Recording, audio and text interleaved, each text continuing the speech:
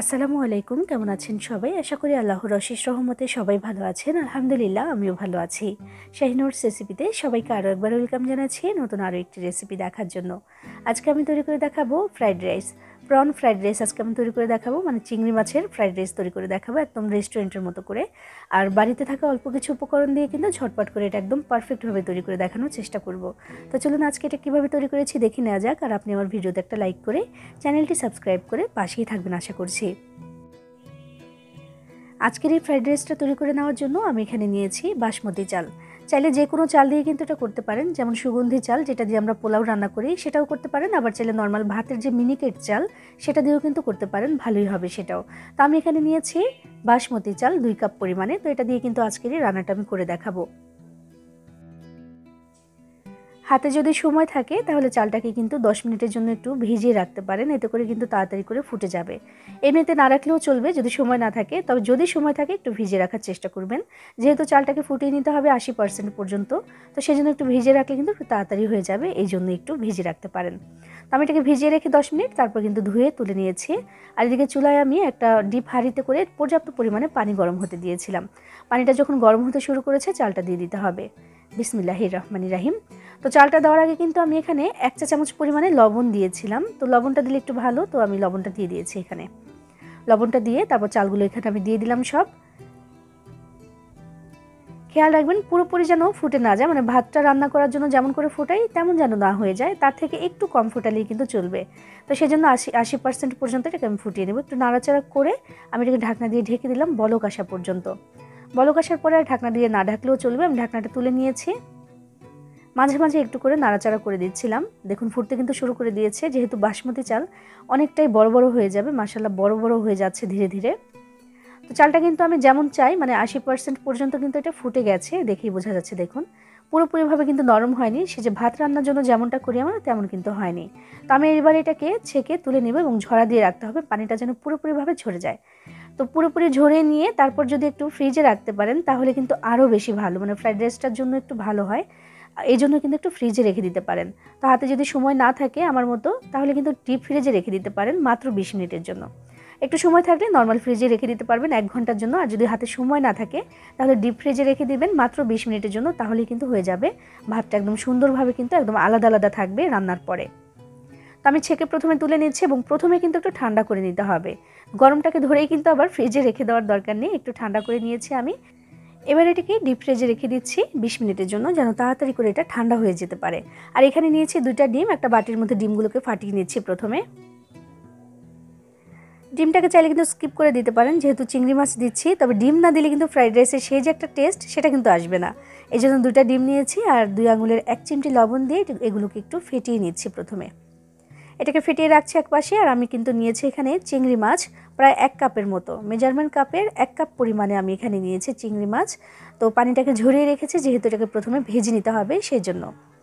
তো এবার আমি চুলায় একটা প্যান বসিয়ে দিয়েছি। বিসমিল্লাহির রহমানির রহিম। দিয়ে দিলাম এখানে 2 টেবিল চামচ পরিমাণে সয়াবিন তেল। এরপর এই তেলের মধ্যে যখন একটু গরম হয়ে আসবে তেলটা, তখন আমি এখানে দিয়ে দিচ্ছি আমাদের চিংড়ি মাছটা। সামান্য একটু লবণ দিয়েছি আর একটুখানি পরিমাণে দিয়েছি লাল মরিচের গুঁড়া। এটা দেওয়ার কারণ হচ্ছে মাছটা ভাজার পরে কিন্তু একটু সুন্দর হবে কালারটা, এই জন্য। না দিলেও চলবে, তবে দেখতে যেন সুন্দর হয় সেই জন্য আমি দিয়ে দিলাম। দিয়ে এবার মাত্র 2 মিনিটের মতো ভেজে নেব। খেয়াল রাখতে হবে অনেক বেশি শক্ত যেন না হয়ে যায় ভাজতে ভাজতে। এই জন্য মাত্র 2 মিনিটের মতো আমি একটু ভেজে নিলাম এগুলোকে। এবার তুলে নিতে হবে। দেখুন কালারটা কিন্তু মাশাআল্লাহ খুব সুন্দর এসেছে। এবার আমি তেল থেকে ছেঁকে মাছগুলোকে তুলে নিচ্ছি, কারণ এই যে তেলটা রয়ে গেল না, এখানে এখন আমি ডিমটাকে ভেজে নেব বা স্ক্রাম্বল করে নেব আর কি। তো মাছটাকে প্রথমে আমি তুলে নিচ্ছি এখানে। এই তেলের মধ্যে আমি দিয়ে দিচ্ছি ফেটিয়ে রাখা ডিমগুলোকে। এবার এটাকে স্ক্রাম্বল করে নিতে হবে। এটাও খেয়াল রাখবেন খুব বেশি সময় যেন না হয়ে যায়, লাল লাল যেন হয়ে না যায়। মাত্র 1 মিনিটের মতো এটাকে কিন্তু একটু ভেজে নিলেই চলবে। তো একদম ভেঙে চুরে গুঁড়ো গুঁড়ো করে ফেললাম আমি, স্ক্রাম্বলটা যেমন হয়। খেয়াল রাখবেন ভাজতে ভাজতে যেন খুব বেশি শক্ত না হয়ে যায়, কারণ ফ্রাইড রাইসের মধ্যে কিন্তু অনেক বেশি শক্ত থাকলে এই ডিমটা কিন্তু খেতে খুব একটা ভালো লাগবে না, বা রেস্টুরেন্টের মতো যেই টেস্টটা আনতে চাচ্ছি সেটা করতে চাইলে কিন্তু খুব বেশি ভাজা যাবে না। এমন 1 মিনিটের মতো একটু ভেজে নিয়েছি, দেখুন তুলে নিলাম এটাকে। এবার এই একই প্যানে আমি আরও 4 টেবিল চামচ পরিমাণে সয়াবিন তেল দিয়ে দিয়েছি। এবার একদম কুচি করে রাখা রসুন দিয়ে দিলাম 1 টেবিল চামচ পরিমাণে, আর আদা কুচিও দিয়েছি 1 টেবিল চামচ, আর 1/3 কাপ পরিমাণে দিয়েছি এখানে পেঁয়াজ কুচি দিয়ে এবার একটু ভেজে নিতে হবে।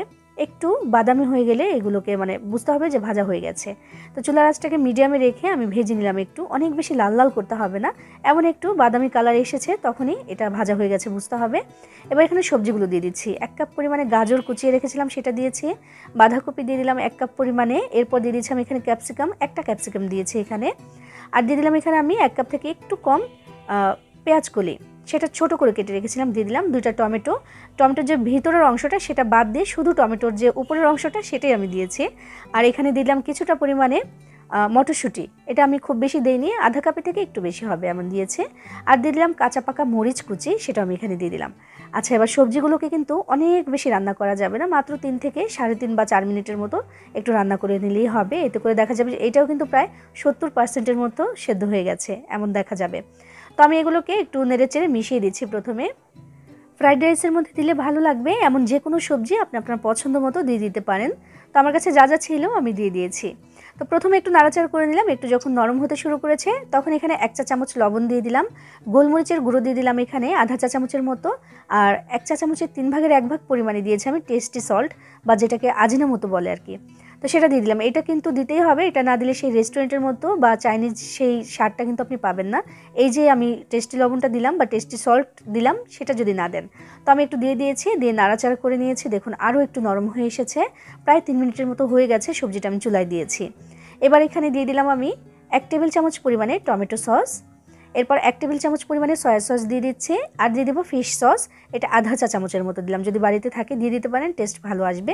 আর এটা খুব বেশি দেওয়ারও দরকার নেই, কারণ এটার মধ্যে প্রচুর পরিমাণে কিন্তু মানে ফ্লেভার থাকে, এই জন্য অনেক দিতে হয় না। তো এই সসগুলো দিয়ে আর 1 মিনিটের মতো একটু নাড়াচাড়া করে দিচ্ছি আমি। আর লবণটা কিন্তু বুঝে দিতে হবে, কারণ ভাত রান্নার সময় আমি লবণ দিয়েছিলাম, এখানেও দিয়েছি, আবার কিন্তু এখানে সয়া সসও দিয়েছি, ওইটার মধ্যেও কিন্তু লবণ থাকে, এই জন্য লবণটা একটু বুঝে শুনে দিতে হবে। তো প্রায় 4 মিনিটের মতো হয়ে গেছে, সবজিটা চুলায় দিয়েছি। এবার আমি ফ্রিজ থেকে নামিয়ে নিয়েছি আমাদের ভাতগুলোকে, সেটা আমি এখানে দিয়ে দিলাম। তো বেশি অর্ধেকটা এখন দিয়ে দিলাম, দিয়ে একটু নাড়াচাড়া করে দেখব, তারপর প্রয়োজনের মতো আমি বাকিটা কিন্তু অ্যাড করব।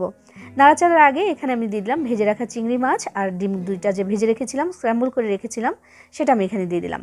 দিয়ে এবার নাড়াচাড়া করে একটু মিশিয়ে দিচ্ছি প্রথমে, আর খুবই আলতো করে দিতে হচ্ছে, তার কারণ হচ্ছে আমরা যে চালটা ব্যবহার করেছি সেটা হচ্ছে বাসমতি চাল, আর এটা কিন্তু খুব বেশি নাড়াচাড়া করলে একদম ভেঙে চুরে গুঁড়ো গুঁড়ো হয়ে যাবে, এই জন্য একটু একটু সাবধানে এভাবে করে নাড়াচাড়া করে দিতে হবে। তো একটু নাড়াচাড়া করার পরে দেখলাম যে না, মশলাটা অনেক আছে এখানে, পুরোটা ভাত দিয়ে দিলে কিন্তু হয়ে যাবে। তো বাকি যে ভাতটা ছিল সেটা আমি এখানে দিয়ে দিলাম, দিয়ে এবার আবারও একটু ভালো করে সুন্দর করে মিশিয়ে দিচ্ছি এটাকে আমি। নর্মালি যদি পোলাওয়ের চাল দিয়ে আমরা ভাতটা রান্না করে নিতাম আগে, এমন সাবধানে কিন্তু নাড়াচাড়া করতে হতো না, বা ভাতের চাল দিয়েও যদি করতাম সেটাও কিন্তু এত সাবধানে নাড়াচাড়া করতে হতো না, যেমনি ইচ্ছে আপনি সেভাবেই কিন্তু এটাকে নাড়াচাড়া করতে পারতেন। তো এখন যেহেতু আমি এখানে বাসমতি চাল দিয়ে করেছি, তাই একটু সাবধানে নাড়াচাড়া করছি যেন ভেঙে চুরে গুঁড়ো গুঁড়ো হয়ে না যায়। তবুও কিন্তু বেশ কিছুটা ভেঙে ভেঙে গেছে, আধ ভাঙা টাইপের হয়ে গেছে কয়েকটা চাল বা ভাত। তো এখানে দেখুন আমি লবণটা কম হয়েছে একটু চেখে দেখেছি, তাই আমি আরও একটু লবণ দিয়ে দিলাম, আর 1 চা চামচ চিনি দিয়ে দিলাম। একটু চিনি না দিলে কিন্তু সেই যে একটা টেস্ট মানে অপূর্ণ রয়ে যাবে এমন মনে হয়, তাই দিয়ে আবার একটু মিশিয়ে নিচ্ছি আমি। এবার আমি যেহেতু বাঙালি, তাই আমি কিন্তু চাইনিজ খাবারের মধ্যে একটু ঘিয়ের স্বাদ খুঁজবো, তো সেই জন্য আমি এখানে দিয়ে দিলাম 2 চা চামচ পরিমাণে ঘি। এটা কিন্তু অপশনাল, অনেকে বলতে পারেন যে চাইনিজ একটা ফ্রাইড রাইস হচ্ছে সেটার মধ্যে আবার ঘি কেন। তো আমি ওই যে আগেই বললাম যে আমি বাঙালি, আমার কিন্তু আমি চাই যে সব কিছুর মধ্যে একটু বেশি টেস্ট আসুক, তো সেই জন্য আমি এখানে একটু ঘি দিয়ে দিলাম 2 চা চামচ পরিমাণে, দিয়ে এবার আবার একটু আলতো করে সামান্য করে একটু মিশিয়ে দিচ্ছি, ব্যাস হয়ে গেছে আমাদের ফ্রাইড রাইস। আর কিন্তু কিছুই করার নেই, কিছুই করতে হবে না। তো দেখুন কত সুন্দর একটা ফ্রাইড রাইস কিন্তু বাড়িতেই তৈরি করে নেওয়া হয়ে গেল। এটাই কিন্তু একদম কম খরচে আমি তৈরি করে নিয়েছি বাসায়। এটা কিন্তু রেস্টুরেন্টে অনেক বেশি দাম দিয়ে খেতে হতো, টেস্ট সেই একই। আমার তো মনে হয় বাড়িরটা আরও বেশি টেস্ট হয়। আর আপনি কী দিচ্ছেন, কী দিয়ে বানাচ্ছেন সেটা আপনি নিজে জানলেন, দেখলেন, নিজের হাতে বানালেন। এই খাবারটার স্বাদ এবং গুণগত মান কিন্তু অনেক বেশি, তাই আপনিও কিন্তু ঘরেই তৈরি করে নিতে পারেন এমন করে চিংড়ি মাছ দিয়ে ফ্রাইড রাইস। তো আমি এটা সার্ভ করে দিয়েছি, আর লুকটা কমপ্লিট করার জন্য আমি উপর থেকে একটু ছড়িয়ে দিচ্ছি পেঁয়াজ কলি, একদম ছোট চিকন করে কেটে রেখেছিলাম, সেটা দিয়ে দিয়েছি, এবং দেওয়ার পরে দেখি মাশাল্লাহ অসাধারণ লাগছে দেখতে, এবং যে খাবার দেখতে সুন্দর সেই খাবার খেতেও কিন্তু অসাধারণ লাগে। এভাবে তৈরি করে খেতে পারেন ঘরে ফ্রাইড রাইস, বানিয়ে খেয়ে দেখবেন ভালো লাগবে ইনশাআল্লাহ। সবাই ভালো থাকবেন, সবার জন্য সবাই দোয়া করবেন। আল্লাহ হাফিজ।